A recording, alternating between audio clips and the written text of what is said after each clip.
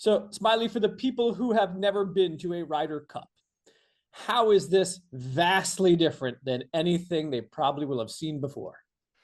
Well, golf is traditionally known for being a quiet sport. It's a sport in which, you show up, you do the golf clap, you have the golf whisper, and that's fairly typically protocol for many golf attendees when they go to events. But I tell you what, Kevin, when I went to my first Ryder Cup back in 2023, this is back in Rome, I was blown away, and I thought I had seen it all until I saw the first morning, Friday morning of the Ryder Cup, seeing the stands, the balcony, stadium seating all around that first tee, and all the cheers and all the songs that were sang.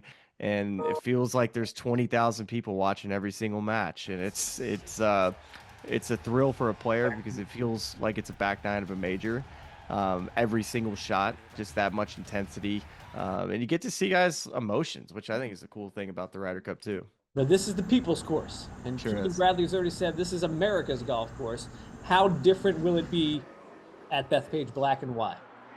Well, I think the United States team, with Keegan at the helm, I think he's going to find a way to embrace this city and just where he went to college, being at St. John's, and how much history he's got at this golf course, and making sure that the players understand who they're playing for.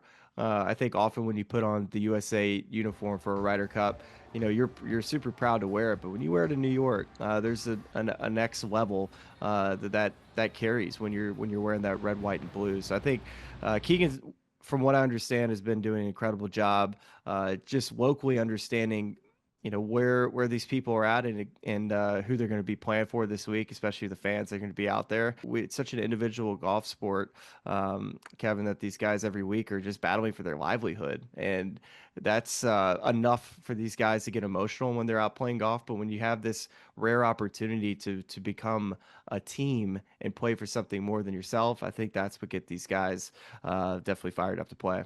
All right, let's break down the teams a little bit. What does Team Europe bring to the table, and which player will you be keeping an eye on the most? Well, Europe's got the top end talent, and just the entire team, the experience factor. Those are the two main deals that they have coming in. I would say also an experienced captain who typically they don't ever do back to back captains like this, so they're rolling the dice a little bit. I would say their just overall experience is kind of what sticks out for me with Europe. All right, so Team USA, Keegan had a choice to be on the team, not be on the team. He decided, I just want to be the captain. Probably the smartest idea, in my opinion. You stay out of trouble that way. What about the team that he put together? And again, same thing. Which player do you look at and say, all right, that's the dog right there? Well, I mean, Scotty Scheffler is the obvious answer. I think the expectation from Keegan Bradley is that Scotty's going to have to go out and play well. You don't need a bad performance from Scotty from this because you really do need him to be able to go out there and feel like you have some free points. The other aspect too is that I think Keegan's got an interesting proposition on his hands because the players that are in form for him coming into this Ryder Cup are players with less experience in Ryder Cups. I would say the players that are in less of form, let's say Morikawa, Justin Thomas, for example, who have more experience in the Ryder Cups. That would be the interesting part for me is I think Friday morning and Saturday morning is going to be so crucial for the USA team.